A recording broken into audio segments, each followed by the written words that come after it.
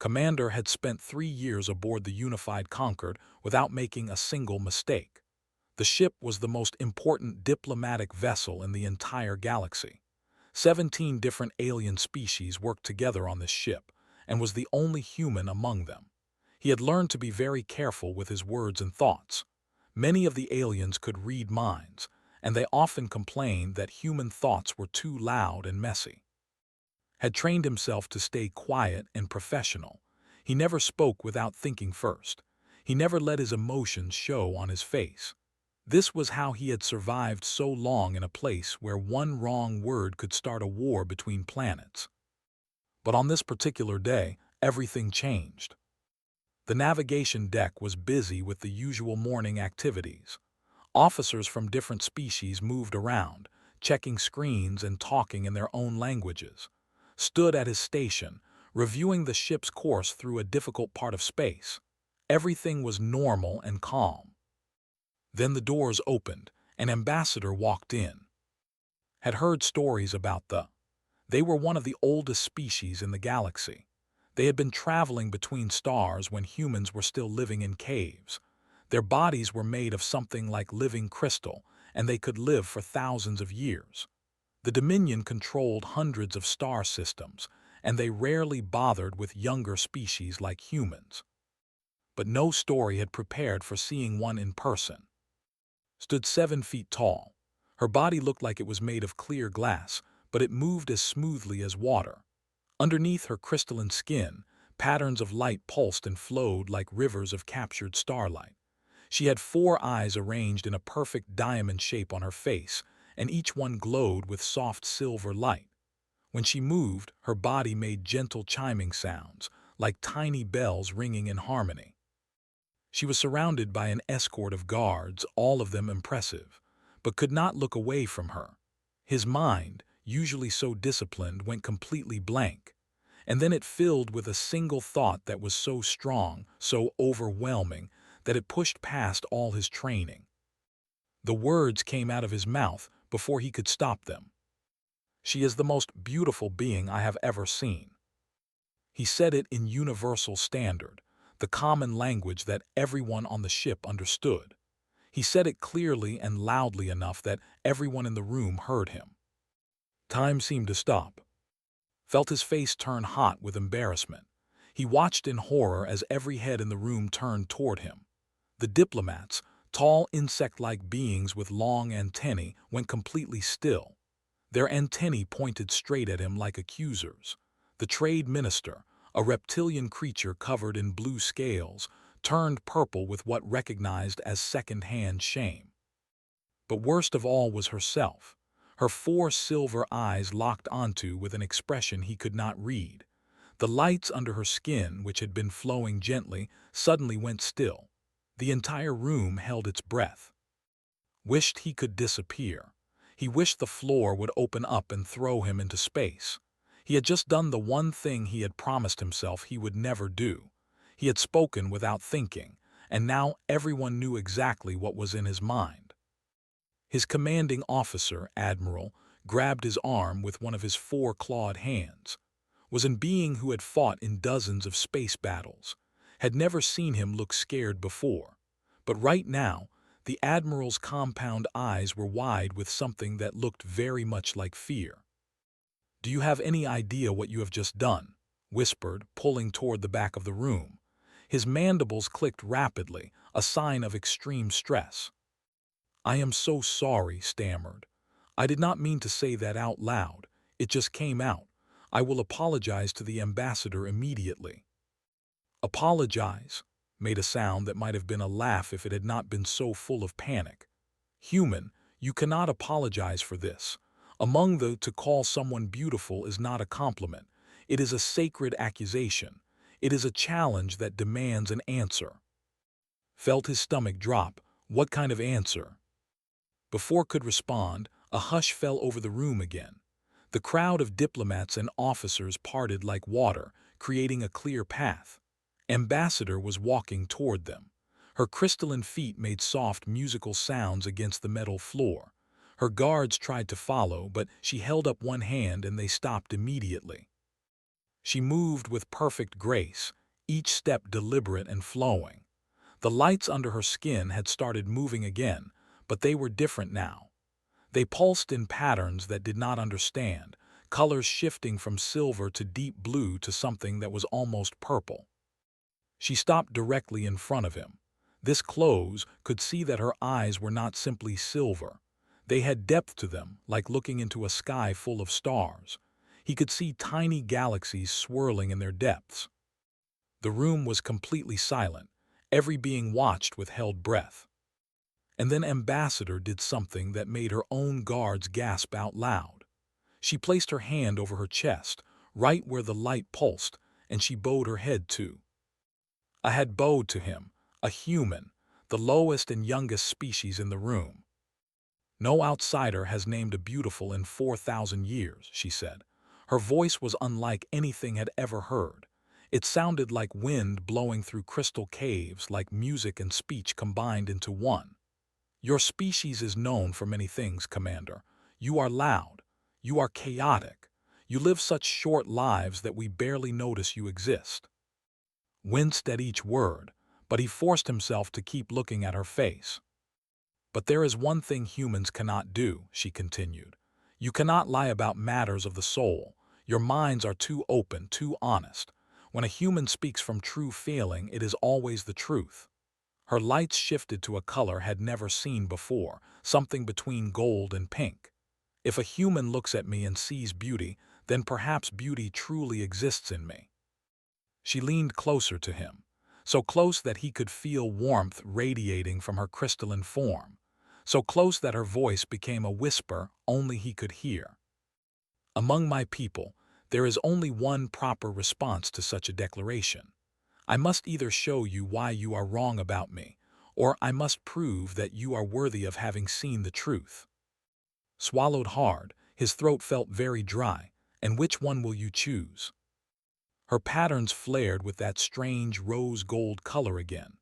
On her face, something that might have been a smile appeared. I have not decided yet, she said, but I intend to find out. You will come with me to the commander. Consider it a diplomatic mission. She turned and walked away before he could respond.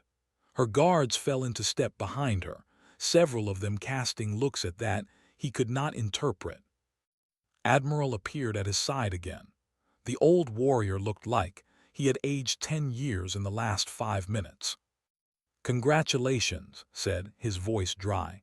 You have just become the first human to be invited to Prime, also possibly the first human to be executed there. We shall see which one happens first. Watched disappear through the doors, still not quite believing what had just happened. All because he could not keep his thoughts inside his head. The diplomatic chamber erupted into chaos the moment Ambassador left the navigation deck. Officers and diplomats from every species crowded around, speaking in dozens of languages at once. His translator chip buzzed with so many warnings and messages that it became just noise in his ear. Stood in the middle of it all, feeling like he was drowning on dry land. Admiral pushed through the crowd and grabbed by both shoulders. The old's grip was strong enough to bruise, but barely noticed. He was too busy trying to understand what had just happened to him. Come with me, commanded. Now, before this gets any worse. They left the navigation deck through a side door, led through narrow service corridors that most of the crew never used. The Admiral moved quickly, his 4 legs carrying him faster than could comfortably follow. Sir, said, struggling to keep up, please tell me what is happening. What did I actually do back there? Stopped so suddenly that almost ran into him. The Admiral turned around, and his compound eyes reflected its worried face 100 times over. What you did, said slowly, was declare a sacred bond challenge to the heir of the Dominion. Among their people, to name someone beautiful is the most serious thing you can say. It means you believe their soul is worthy of being pursued. It means you are willing to prove your own worth to stand in the presence of such beauty. Felt like someone had poured ice water down his back. The heir, she is the heir to the entire Dominion. Did she not mention that? made that clicking sound again, the one that meant he was deeply stressed. Of course she did not. Enjoy watching other species stumble around in ignorance. Yes, Commander, is the daughter of the Empress.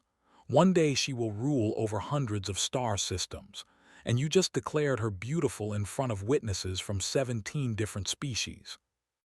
I did not know, said. His voice came out weak. I did not mean to start anything. I just looked at her and the thought came out before I could stop it. That is the problem with humans, replied. You feel things so strongly that your thoughts overflow into speech. Most species learn to control this when they are children, but humans never seem to master it. Your emotions are always leaking out of you. They continued walking until they reached a small private room. It was used for sensitive meetings, protected from all kinds of spying technology. Sealed the door behind them and turned to face with a serious expression. Now listen carefully, the Admiral said. You have two choices. The first is to refuse the ambassador's invitation. You can claim that you spoke without meaning to, that it was an accident, that you did not understand customs. What would happen then? They would accept your excuse. They would record you as a fool who did not know what he was saying. There would be no consequences for you personally, but it would be an insult to the ambassador. She bowed to you, in front of everyone. If you refuse now, you will make her look foolish for taking you seriously. Thought about this. He remembered the way had looked at him, the way her lights had changed color when she spoke. He did not know much about expressions, but something in her eyes had seemed almost hopeful. What is the second choice? He asked. You accept the invitation. You travel to Prime and face whatever trial she has planned for you. This could end in many ways. If you fail the trial, you will be sent home in disgrace. If you succeed, then you will have proven yourself worthy in the eyes of the.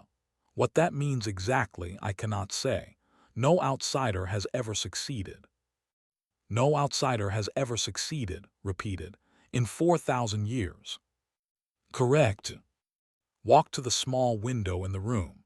Outside, he could see the stars stretching away into infinity. Somewhere out there was Earth, the small blue planet where he had been born. He thought about his home, his family, his entire species.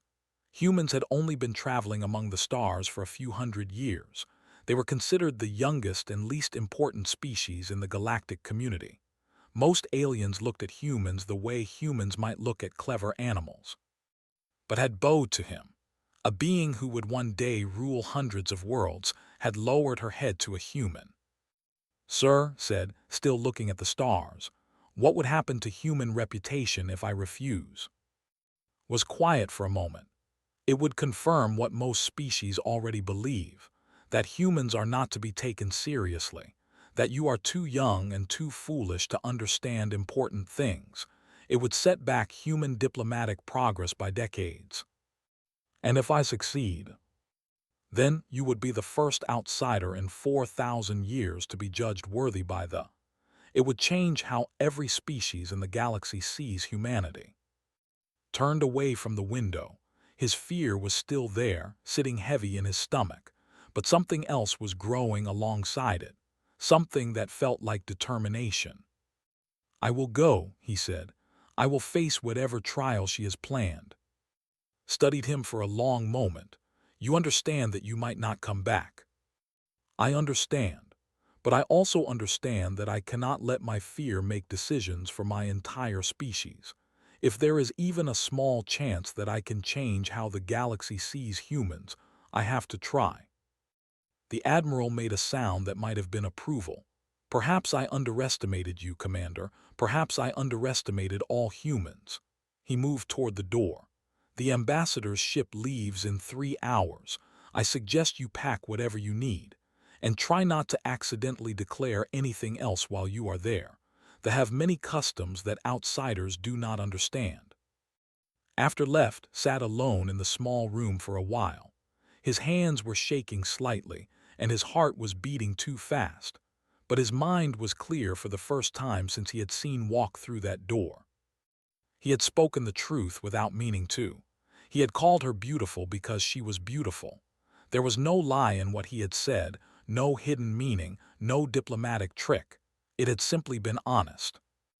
Maybe that was all he had to offer. Maybe honesty was the only weapon a human could bring to a trial designed by beings who had lived for thousands of years. 3 hours later, stood at the docking port with a small bag containing everything he owned. The ship was like nothing he had ever seen. It was made of the same crystalline material as his body, and it seemed to glow with inner light. It looked less like a machine and more like a living creature. Was waiting for him at the entrance. Her guards stood behind her, their faces impossible to read, but herself seemed almost pleased to see him. "You came," she said. "Many would have chosen the easier path." "I spoke the truth back there," replied. "I do not know much about customs, but I know that I meant what I said. Running away from the truth seemed wrong." Lights shifted to that rose-gold color again. Was starting to think of it as her happy color, though he could not be sure. "Humans are strange creatures," she said softly. "You live such short lives, but you pack so much feeling into every moment. We have thousands of years to experience the universe, yet somehow you seem to experience more in your few decades than we do in our centuries." She turned and walked into the ship, followed her, stepping into a world of crystal and light. The journey to Prime would take 3 weeks. Did not know what waited for him at the end. But as the ship lifted away from the unified Concord and turned toward distant stars, he felt something that surprised him. He felt ready. The journey to Prime was unlike anything had ever experienced. The ship moved through space in ways that human technology could not match. Stars blurred past the crystal windows like streaks of paint, and sometimes felt like the ship was not moving through space at all, but rather that space was moving around the ship. He had expected to be left alone during the journey. He had expected to sit in a small room and wait until they arrived, but had other plans. On the first day, she came to his quarters and invited him to walk with her through the ship. Agreed, curious despite his nervousness. They walked through corridors that seemed to grow and reshape themselves as they passed. Light flowed through the walls like blood through veins. "Tell me about your world," said as they walked. "Tell me about Earth." Thought for a moment. It is a small planet, blue and green, mostly covered in water. We have only been traveling among the stars for a few hundred years. Compared to your people, we are very young. Young, yes, agreed. But not simple. I have studied humans, Commander. Your species is a contradiction. You create beautiful art and terrible weapons. You show great kindness and great cruelty. You dream of peace but always seem to find war. How do you explain this? I cannot, admitted. We are complicated. Maybe because our lives are so short, we try to be everything at once. We do not have time to be just one thing. Stopped walking. Her 4 eyes studied him with an intensity that made feel like she was looking directly into his thoughts. "That is the first interesting thing any outsider has said to me in 200 years, she said. On the second day, showed him art. They entered a room filled with crystalline sculptures. They floated in the air without any visible support, spinning slowly and catching light in ways that seemed impossible. But when looked at them, they appeared ugly. They were misshapen and unbalanced, with sharp edges that cut the eye. These are considered the greatest works of our civilization, explained. They exist in 11 dimensions. Most species can only see 3 or 4 dimensions, so to them the sculptures look wrong, broken, ugly. Walked around one of the floating sculptures. He tried to see past its obvious ugliness. He let his eyes unfocus slightly, the way he did when looking at optical illusions back on Earth. Something shifted in his perception. And suddenly he understood. "This one," he said slowly, pointing to a twisted mass of crystal that looked like frozen pain. "It looks like grief learning to hope again, like someone who lost everything, but is starting to believe they might find something new." The room went very quiet. The attendants, who had been standing silently by the walls, exchanged looks of shock. One of them actually took a step backward. Stared at, her lights flickered rapidly through colors he had never seen before. That sculpture was made by a who lost her entire family in an ancient war, said, her voice strangely tight. It took her 400 years to complete. She called it hope after ending. No outsider has ever interpreted it correctly before. I did not know, said. I just looked at it and that is what I saw. How? Demanded. How can your species, so young and so limited, see what takes us centuries to understand? Did not have an answer. He only knew what he felt when he looked at the sculpture, and he had simply spoken that feeling out loud. On the fifth day, played him music.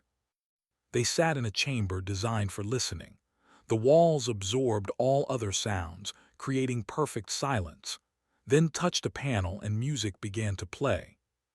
It was not like any music had ever heard. The sounds came from everywhere and nowhere. They moved through frequencies that made his bones vibrate and his teeth ache. Other species had gone mad listening to music. Their brains could not process the complex patterns. Closed his eyes and listened. At first it was painful. The sounds pushed against his mind like fingers pressing on a bruise, but did not fight it. He let the music flow through him, the way water flows around a stone. 3 hours passed. When the music finally ended, opened his eyes. Was watching him with an expression he could not name. Her attendants had left the room long ago, unable to bear the music for so long. You survived, she said. Most beings cannot last more than a few minutes. It was sad, replied. His voice came out rough. The person who made this music, they loved someone they could not have. They spent their whole life reaching for something that was always just out of reach, but they never stopped reaching. His crystalline form began to vibrate. A low humming sound filled the room, making the walls resonate in sympathy. That music was composed by my grandmother, said. 3,000 years ago she fell in love with a being from another dimension, a being she could never touch, never truly know. She spent her life trying to create a bridge between their worlds. She failed, but she never stopped trying. Felt tears in his eyes. He did not know why he was crying for someone who had died thousands of years before he was born. But the sadness in that music was real, and he felt it as clearly as if it were his own. Commander said, and her voice was shaking now. I must warn you about something.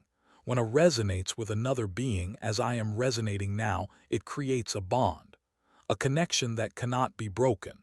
If you continue to see truth the way you do, if you continue to understand things that should be beyond your comprehension, I will not be able to stop the bonding process. Would that be a bad thing? Asked. His laugh was like the sound of glass breaking and reforming itself, beautiful and painful at the same time. Bad? It would be unprecedented. It would be catastrophic to everything my people believe about the universe. It would mean that a human, a member of a species we dismissed as unimportant just 10 years ago, has bonded with the future empress of the Dominion. Absorbed this information. He should have been scared. He should have been looking for a way to stop whatever was happening between them. But instead, he felt something like peace settling into his chest. Maybe your people were wrong about humans, he said quietly. Maybe our short lives do not make us less. Maybe they make us more. We cannot take anything for granted. We cannot assume we will have centuries to understand things. So we learn to see everything at once, to feel everything fully, because we might not get another chance. Moved closer to him.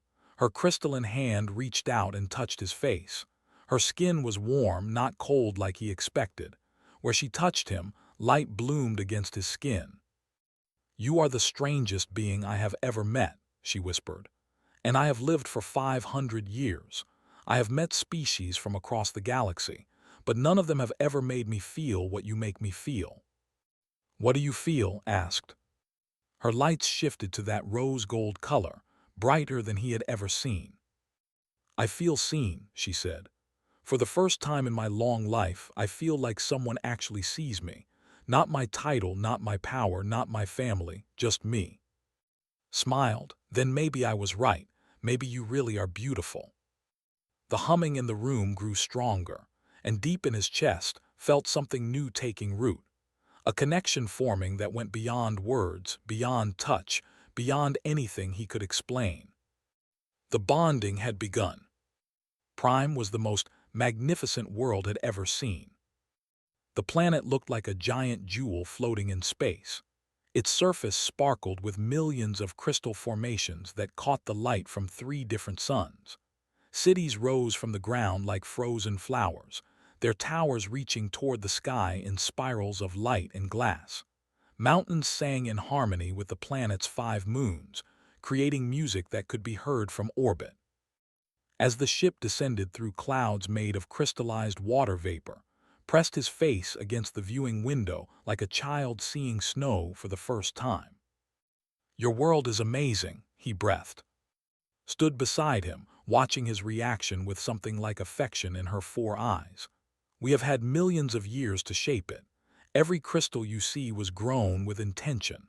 Every song the mountains sing was composed by ancient artists. This planet is itself a work of art." The ship landed in the capital city, a place called. Crowds had gathered to watch their arrival, had never seen so many crystalline beings in one place. Their combined light was almost blinding, like standing inside a star.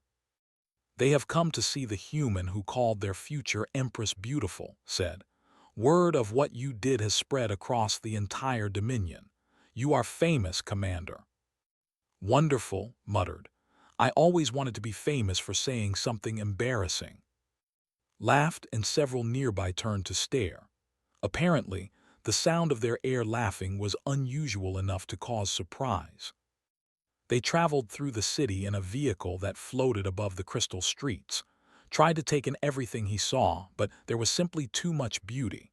Buildings that grew like living things, fountains of liquid light, gardens where flowers made of pure energy bloomed and died in cycles that lasted only seconds. Finally, they arrived at the crystalline court. The court was the heart of the Dominion. It was where the Empress ruled, where laws were made, and where the most important decisions in the galaxy were decided. The building stretched for miles in every direction, and it was filled with whose combined age probably exceeded the total existence of human civilization. And all of them had gathered to witness the impossible, a human standing trial for having seen beauty in their future ruler. Was led to the center of the court. He stood on a platform of pure light, surrounded by thousands of ancient beings. Their eyes watched him from every direction, and he could feel the weight of their judgment pressing down on him. At the far end of the court, on a throne that seemed to be made of captured starlight, sat the Empress. She was ancient, so ancient that her physical form had become almost entirely light. Her features were barely visible within the glow that surrounded her, but her eyes were still sharp, still powerful, still capable of seeing through any lie. "Of Earth," the Empress spoke. Her voice filled the entire court without effort. It seemed to come from everywhere at once. "You have made a claim that cannot be taken back.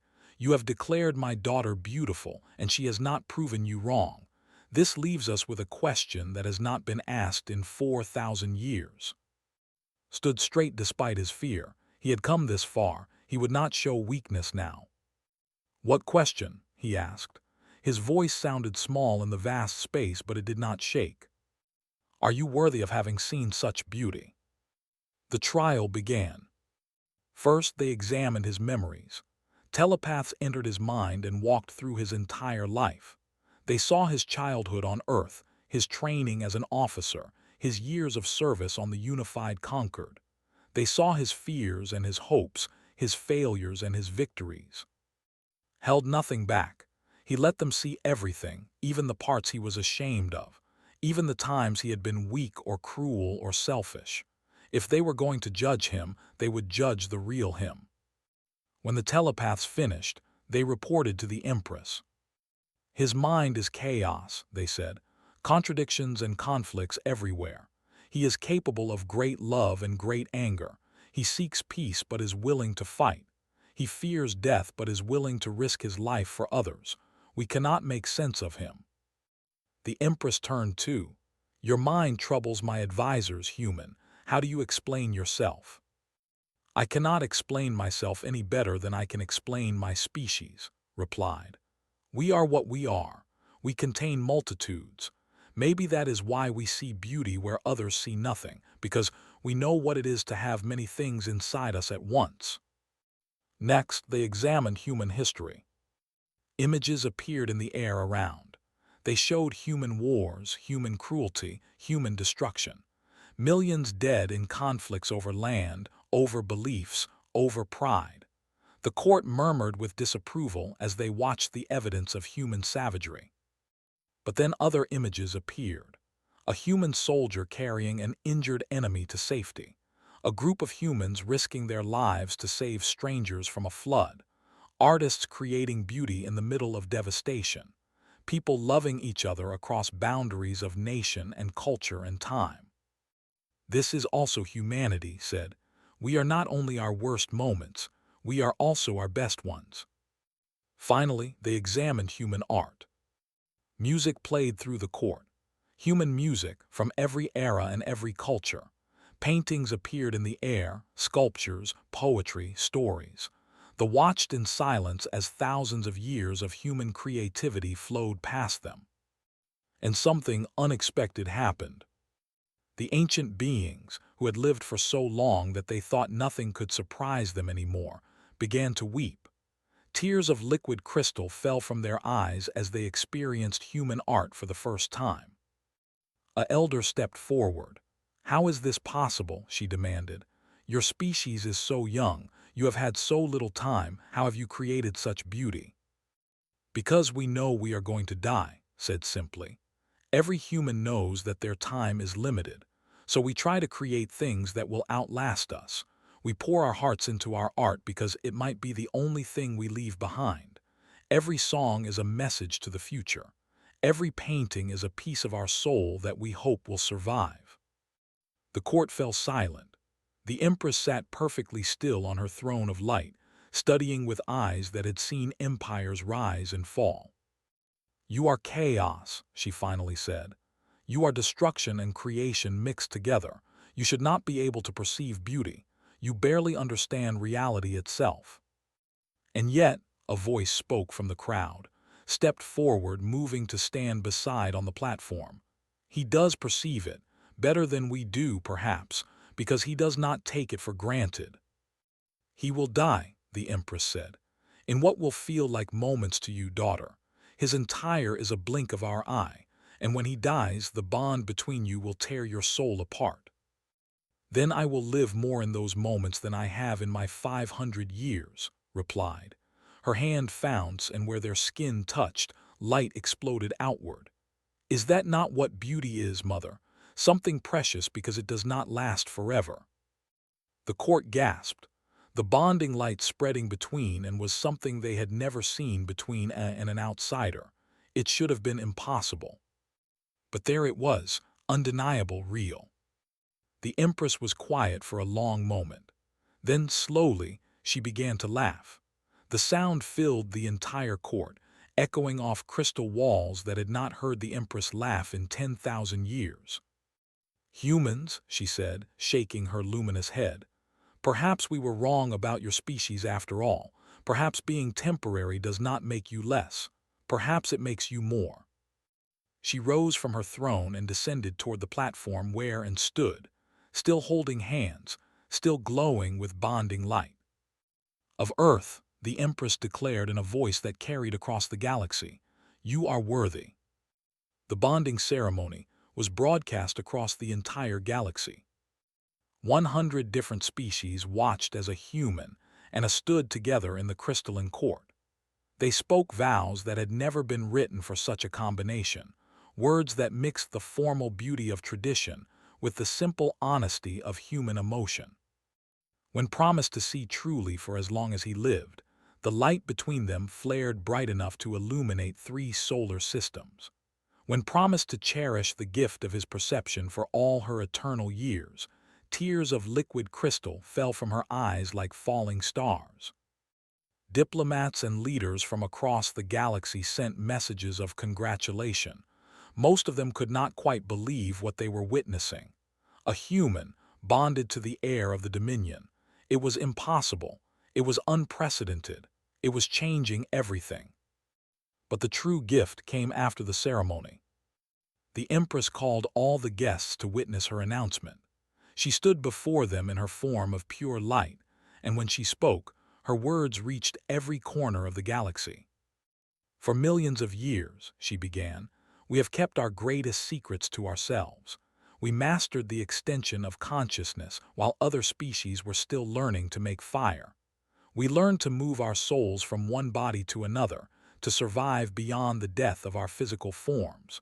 We believed no other species was worthy of this knowledge." The assembled guests murmured with surprise. The secret of immortality was legendary.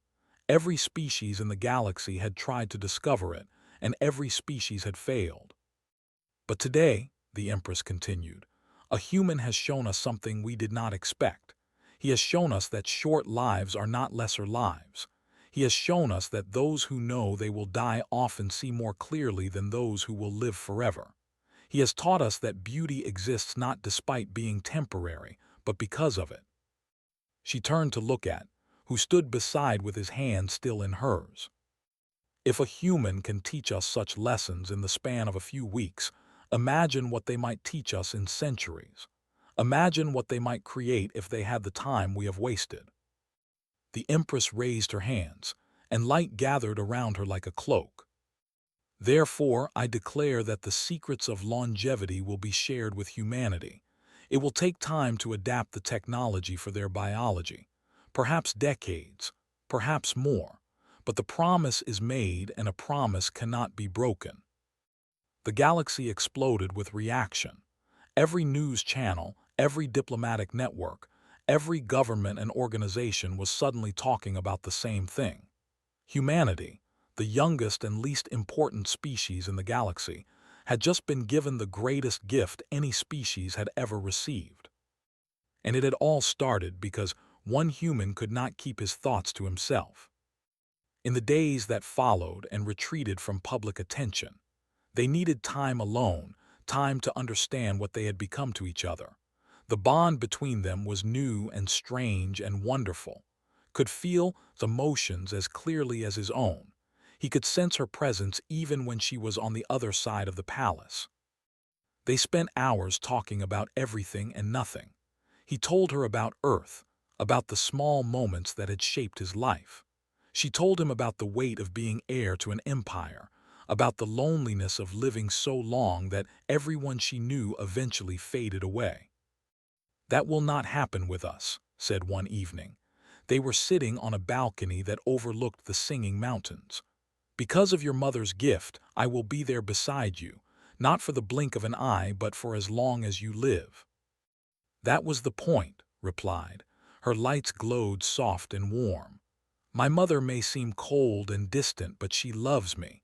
She could not bear the thought of watching the bond destroy me when you died, so she found a way to keep you with me. I thought she gave the gift to all of humanity." "She did, but she did it for you, for us. The rest of humanity gets to benefit because of what you made her feel. You changed her mind about your entire species. You changed the mind of a being who had not changed her opinions in 100,000 years." Thought about this. It was strange to consider that his accidental words had led to such enormous consequences.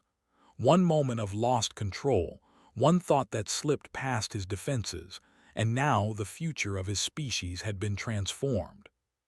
"Do you ever regret it?" he asked. "Bonding with someone like me, I am just a human, a chaotic, contradictory, temporary human. I do not understand half of what happens in your world. I cannot appreciate your art the way others can. I am always going to be an outsider here." Turned to face him. Her 4 eyes caught the light of the setting suns and was struck again by how beautiful she was. Even now, after everything, the sight of her still took his breath away. "Do you know what I see when I look at you?" she asked. "Tell me." "I see someone who walked into a room full of beings who considered him insignificant and spoke the truth anyway. I see someone who crossed the galaxy to face a trial that no outsider had ever passed because he believed it was the right thing to do. I see someone who looked at our ancient art and understood it in seconds, when we spent centuries trying to explain it to ourselves." She reached out and touched his face, the way she had on the ship during their journey.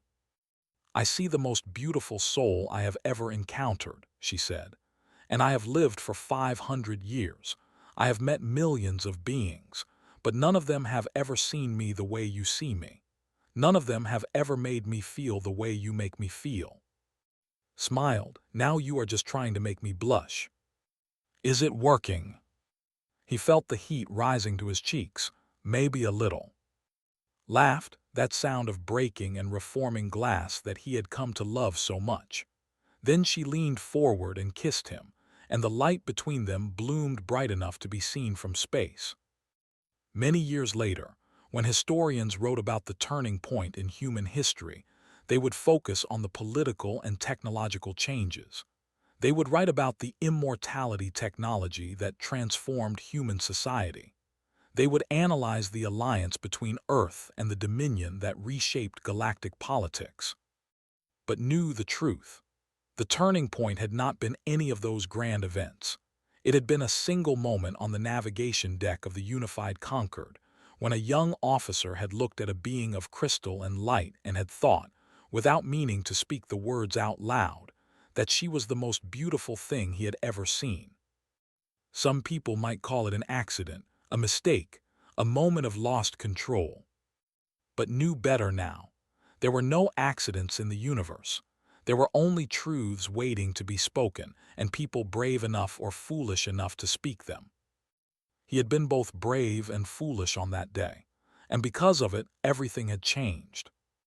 Now, standing on the balcony of the Crystal Palace with his beside him, watching the mountains sing their endless songs, understood something important about beauty and truth and the strange, wonderful chaos of being human. The best things in life rarely come from careful planning. They come from moments when we forget to guard ourselves, when we let our true feelings show, when we say what we really think without worrying about the consequences.